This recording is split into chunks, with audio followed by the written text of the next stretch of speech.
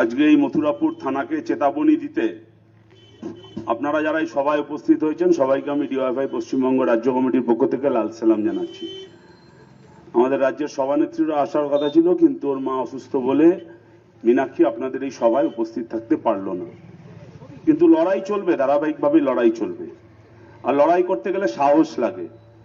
সাহস পেশিতে থাকে না, সাহস ভোটের বাক্সে থাকে না, সাহস কলিজায় থাকে, কলিজায়।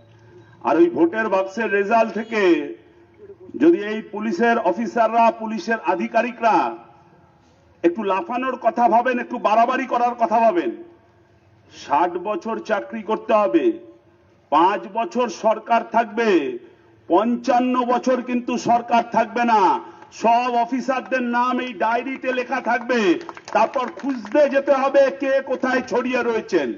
পুলিশের কাজ হলো নিরাপত্তা দেওয়া, দালালি করা নয়, দালালি করা নয়। ভানু গোয়েন্দা জহর অ্যাসিস্ট্যান্ট, এই তৃণমূলের সরকারের এখন পার্সোনাল অ্যাসিস্ট্যান্টে পরিণত হয়েছে এই পুলিশের অফিসারগুলো। মানুষের নিরাপত্তা দিন, দালালি বন্ধ করুন। থানাটাকে তো ঘুঘুর বাসা বানিয়েছেন।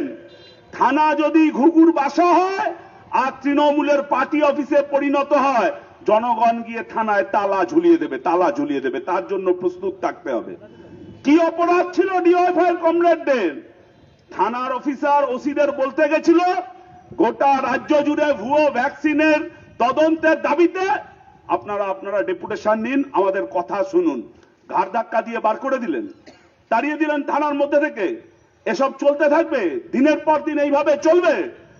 একদিকে ভুয়ো ভ্যাকসিন, ভুয়ো আইএস দেবাঞ্জন, ভুয়ো তৃণমূল মুকুল রায়, আর পুলিশ তাদের ধরতে পারছে না। পুলিশের কাজ কি?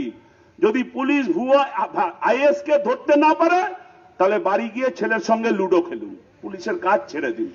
আমাদের কথা হলো যে পুলিশের কাজ হলো এই যে ভুয়ো ভ্যাকসিন কোথায় কোথায় কি চলছে, যারা এর সঙ্গে যুক্ত তাদেরকে অ্যারেস্ট করতে হবে। তা না করে পুলিশ ঘাড় ধাক্কা দিচ্ছেন। এই অবিচার, এই অন্যায় দিনের পর দিন চলবে। জনগণ মুখ বুঝে সহ্য করবে। 213টা সিট পেয়েছে তৃণমূল, তার দালালি করছেন, ভালো কথা। তৃণমূলেরও মাথায় রাখা উচিত, 213টা সিট মানে মানুষ সমর্থন করেছে, ঢালাও সমর্থন করেছে।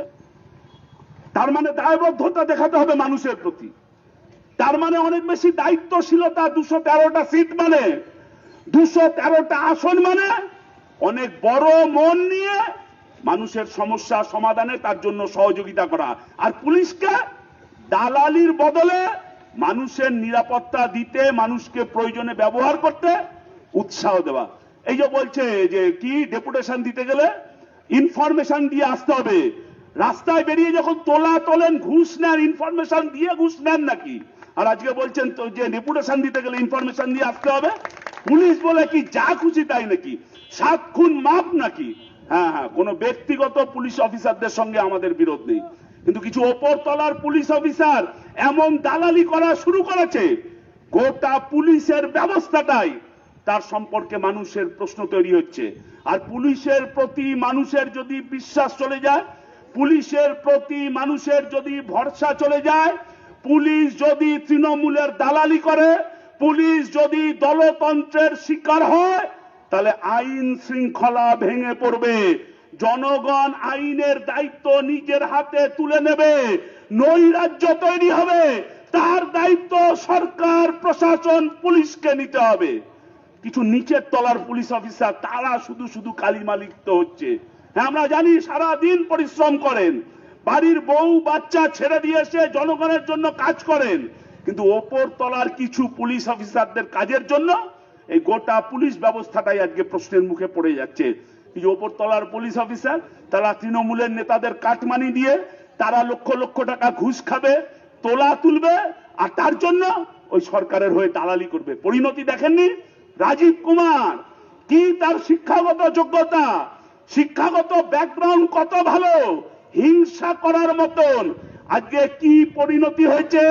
রাজীব কুমার বুঝেছে যে সরকার আর দলের দালালি করলে কি পরিণতি হয়। আর এই পুলিশের আইসি ওসি সে বুঝতে পারছে না। না বুঝতে পারলে তার পরিণতি ওই একই জায়গায় যাবে।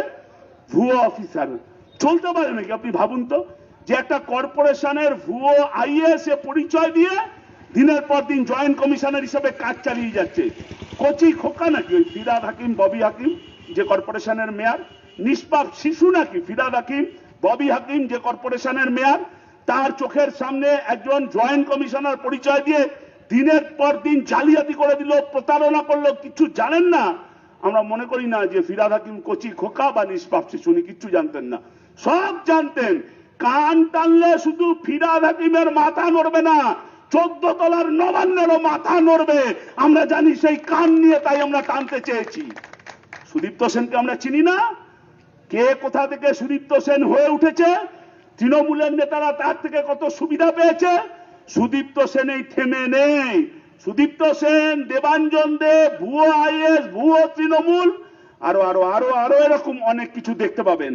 তো এই নিয়ে মানুষের মধ্যে চলতে পারে নাকি?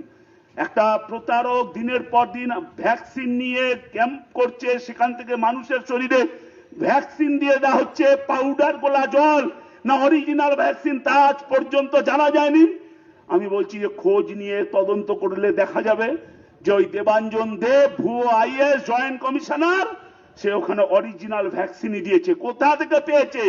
ওটা যদি অরিজিনাল ভ্যাকসিন দেয় প্রমাণ হয়, তাহলে প্রমাণিত হবে হয় কর্পোরেশন নয় রাজ্য সরকার, তারা ওই ভ্যাকসিনটাকে সরবরাহ করেছে। আরো সত্যিটা স্পষ্ট হয়ে যাবে। তাই এখন চালাচ্ছে পাউডার গোলা জল হিসাবে। পাউডার গোলা জল না ভ্যাকসিন, তা এখনো পর্যন্ত প্রশাসন, পুলিশ আবিষ্কার করতে পারলেন। ওই জন্য বললাম পুলিশ বাড়ি গিয়ে লুডো খেলুক, পুলিশের কাজ ছেড়ে দিয়ে। কোথায় যাচ্ছে সরকারটা, কোথায় যাচ্ছে প্রশাসন? করোনার মহামারী দ্বিতীয় ওয়েভ এলোমেলো করে দিল। কত পাড়া প্রতিবেশী আত্মীয় স্বজন হারাতে হলো আমাদের। তৃতীয় ওয়েভ আসবে কি আসবে না তাই নিয়ে সবাই শঙ্কিত। শিশুদের কি হবে তাই নিয়ে চিন্তিত। ডাক্তার বাবুরা বলছে যা যা বিজ্ঞানীরা বলছে সেইভাবে মেনে চলুন, আর ভ্যাকসিন নিন, ভ্যাকসিন নিন, ভ্যাকসিন, তার হাত থেকেই বাঁচা যাবে। সেই জায়গায় ভ্যাকসিনের বদলে ভুয়ো ক্যাম্প হচ্ছে, আর তার বদলে শরীরে অন্য কিছু ঢুকিয়ে দেওয়া হচ্ছে জয়েন্ট কমিশনারের পরিচয় দিয়ে। ওই যে রোশন বলছিল কর্পোরেশনে কাজকর্মের সঙ্গে যুক্ত, কজন জয়েন্ট কমিশনার থাকে? একজন কমিশনার, 2-4 জন জয়েন্ট কমিশনার। ফিরহাদ হাকিম কর্পোরেশনের মেয়র, সে জানে না কোন কর্পোরেট কমিশনার জয়েন্ট কমিশনার আসল আর কোন জয়েন্ট কমিশনার নকল? উনি কি জানেন রাজ্যের মুখ্যমন্ত্রীটা আসল না রাজ্যের মুখ্যমন্ত্রীটা নকল? ফিরহাদ হাকিমকে সেটাও আমাদের জিজ্ঞেস করতে হবে। সব মিলিয়ে এই প্রতারণা, জালিয়াতি অনেক দিন ধরে চলছে। কি করে জালিয়াতি এই সুযোগ পেল এই জালিয়াত্রায় প্রতারণা করার? তার পিছনে কেন্দ্রের সরকারের একেবারে অপদার্থ প্রধানমন্ত্রী ভাষণবাজিতে আছে। মুরগি যেমন ডিম পারে অমলেট বানাতে পারে না, তেমনি আমাদের দেশের প্রধানমন্ত্রী শুধু ভাষণবাজিতে আছে।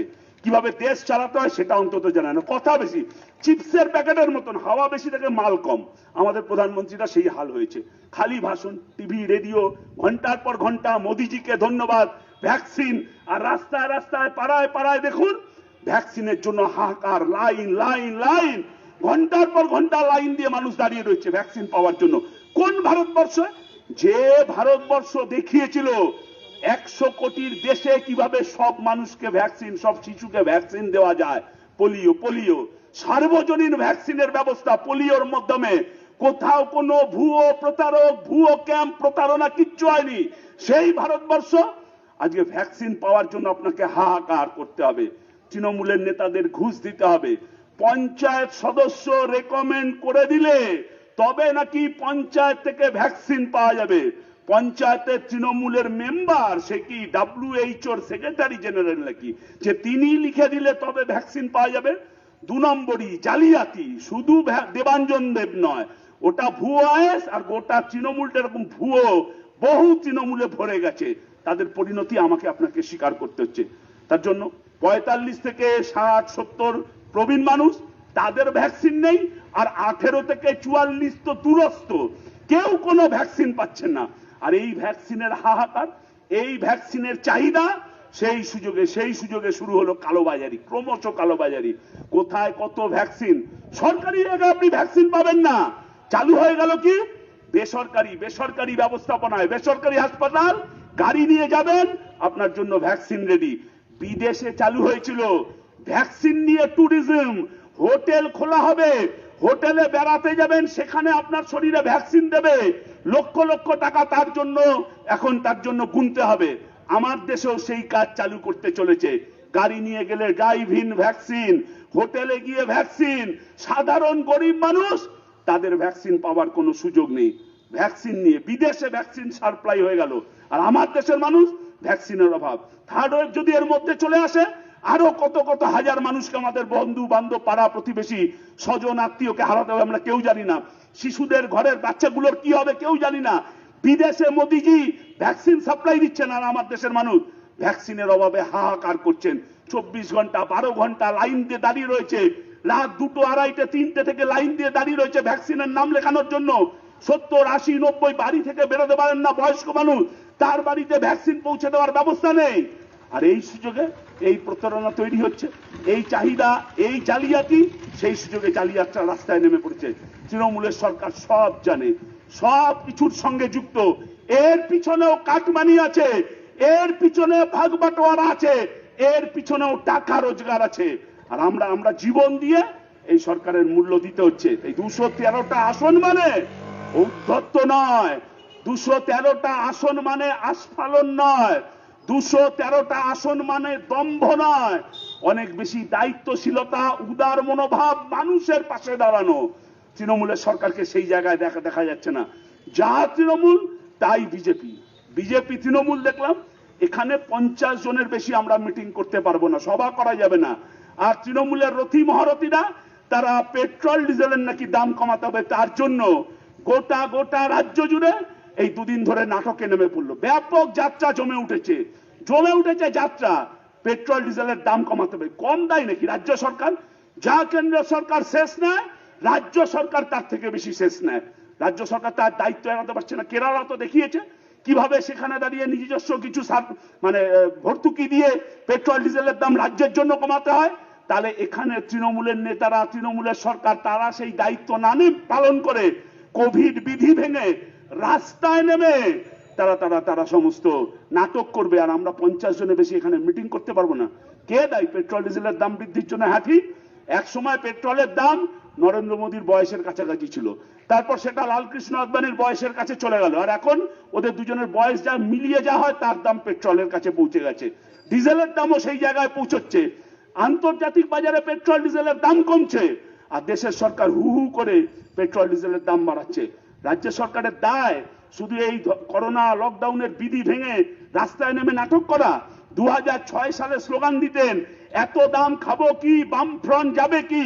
কেন্দ্রের সরকারের জন্য তখনও দাম বাড়তো, তখন আপনার একটা হুঁশ ছিল না। বামফ্রন্ট সরকারকে হটাতে হবে, তার জন্য যা ষড়যন্ত্র করা দরকার সেই ষড়যন্ত্র করব। আর এখন নিজেদের দায়িত্ব অস্বীকার করে লকডাউন, কোভিড বিধি নিষেধ ভেঙে চুরে পুলিশকে দালাল বানিয়ে রাস্তায় নেমে যা খুশি তাই করবেন। আর আমরা এখানে 50 জনের মিটিং করতে গেলে তখন পুলিশের বাধা। সামাজিক অনুষ্ঠান হচ্ছে, নায়িকা গায়িকা দিয়ে নাচ গান হচ্ছে, তৃণমূলের বিধায়ক 50 জনের বেশি নায়িকাকে নিয়ে ঘুরে বেড়াচ্ছে।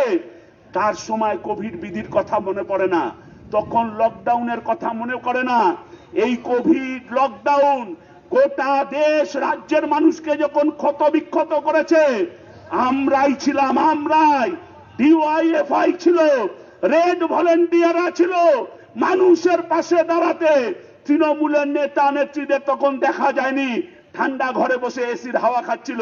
আর আজকে সেই ডিওয়াইএফআই রাস্তায় নামলে পুলিশ দিয়ে হেনস্থা করা হবে, ঘাড় ধাক্কা দেওয়া হবে, ডিওয়াইএফআই জেলা সভাপতির সঙ্গে অভব্য আচরণ করা হবে। আমরা বলছি এর বিরুদ্ধে লড়াই। রাস্তা বিধানসভায় বামপন্থীরা না থাকতে পারে, কিন্তু বিধানসভার বাইরে, বিধানসভার ওয়েলের থেকে রাস্তাগুলো অনেক বেশি চওড়া।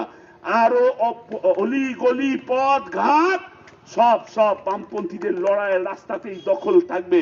আগামী দিনে সেই লড়াইয়ের উত্তাপ বাড়বে, সেই লড়াইয়ের টেম্পো বাড়বে। রুটি রুজি জীবন জীবিকার প্রশ্ন, হ্যাঁ, মানুষের প্রতি দায়বদ্ধতা নিয়ে ওই লড়াই লড়তে হবে। মানুষের প্রতি দায়বদ্ধতা আছে বলেই তো আজকে রেড ভলেন্টিয়ার, আজকে ডিওয়াইএফআই কমরেডরা পাড়ায় মানুষের পাশে রয়েছে। অক্সিজেন নেই, রেড ভলেন্টিয়ার আছে। হাসপাতালে বেড নেই, রেড ভলেন্টিয়াররা ব্যবস্থা করে দিচ্ছে। এই অ্যাম্বুলেন্সের ব্যবস্থা নেই, 6,000, 7,000, 8,000 টাকা অ্যাম্বুলেন্স চাইছে, বাইকে করে ডিওয়াইএফআই অথবা রেড ভলেন্টিয়ারের কমরেডরা পৌঁছে দিচ্ছে। এটা আমাদের সামাজিক দায়বদ্ধতা। গোটা রাজ্য জুড়ে করেছি, মানুষের ভালোবাসায় করেছি, কিন্তু এই সামাজিক দায়বদ্ধতার পাশাপাশি ডিওয়াইফাই আর রেড ভলেন্টিয়ার যেটা করেছে, সিস্টেমকে চ্যালেঞ্জ করা, অপদার্থ প্রশাসনকে চ্যালেঞ্জ করা, অপদার্থ সরকারকে চ্যালেঞ্জ করা, অপদার্থ রাষ্ট্রকে চ্যালেঞ্জ করা। একদিকে ওই চ্যালেঞ্জ করেছি আর তার সঙ্গে মানুষের পাশে দাঁড়িয়েছি। কিন্তু শুধু এই সামাজিক কাজ নয়, রুটি রুজি জীবন জীবিকার লড়াই যখন ক্ষতবিক্ষত হবে, রুটি রুজি জীবন জীবিকার সংগ্রাম যখন বিঘ্নিত হবে, তখনও ডিওয়াইফাই রাস্তায় থাকবে। এই যে লকডাউন, কত মানুষের রুটি রুজি কেড়ে নিয়েছে, কত মানুষের কাজ চলে গেছে, বেকার বেকার বেকার। আজকে এই গোটা দেশ আর রাজ্যে এটাই একমাত্র চর্চার বিষয়। কাজ নেই, আত্মহত্যার মিছিল বাড়ছে। কালকে আমার কাছে আমার কলেজে পড়ার সময় একটি ছেলে এসে হাত পাতলো যে কিছু টাকা সাহায্য কর, নাহলে আমার পরিবার সংসার চলছে না। শুধুমাত্র যন্ত্রণায় ক্ষত বিক্ষত হওয়া না, ওই বেকার যুবকের কাজ না পাওয়ার যন্ত্রণাকে লাঘব করার সেই লড়াইও ডিওয়াইফাই রাস্তায় থেকেই করবে। আর সেই লড়াইয়ের রাস্তায় 213, 70, 0 সব হিসাব এলোমেলো হয়ে যাবে। কিভাবে সেই হিসাব এলোমেলো করতে হয় আমরা ডিওয়াইফাই দেখিয়েছি, নবান্ন অভিযান দেখিয়েছে, মইদুল নিজের রক্ত দিয়ে দেখিয়েছে, আমাদের শহীদরা দেখিয়েছে। সেই লড়াই জারি করা আজকে সময়ের দাবি, আজকে সময়ের চাহিদা। একদিকে রুটি রুজি, একদিকে কাজ, একদিকে গণতন্ত্র, আর অন্যদিকে মানুষের প্রাপ্য অধিকার। এই সব নিয়ে রাস্তার দখল কমরেডরা ছাড়বেন না। ওই রাস্তার দখল থেকেই আবার দুদিন বাদে বিধানসভায় পৌঁছাবো। 2টো ভোট হারতে পারি, 4টে ভোট জিততে পারি, কিন্তু মানুষের অধিকার রক্ষার লড়াই। পৃথিবীর ইতিহাসে কবে কোন অধিকার বিনা সংগ্রামে চেয়ে পাওয়া যায়? কখনোই নয়, কোনোদিনও নয়। অধিকার কেড়ে নিতে হয়, অধিকার লড়ে নিতে হয়। সেই অধিকার রক্ষার লড়াইতে রাস্তাতেই আমরা থাকবো, জনগণকে পাশে পাবো। মানুষ আমাদের ভোট দেয়নি, আমাদের সব ভোট মানুষকে। কারণ আমরা মনে করি জনগণই শক্তি, জনগণ আনবে মানুষের মুক্তি। জনগণের সেই লড়াই, তা ভুয়ো ভ্যাকসিন হতে পারে, রুটি রুজি জীবন জীবিকার হতে পারে, কান্না ঘাম হতে পারে, বেকার যুবকের কাজের দাবিতে হতে পারে। সব লড়াইতে আপনি রক্ত কান্না ঘাম ঝরিয়ে ডিওয়াইফাই কে পাশে পাবেন। পুলিশের লাঠি ওখানে আমাদের কাছে ঝাঁটার কাঠি। ইনকলাব জিন্দাবাদ। সবাই ভালো থাকুন।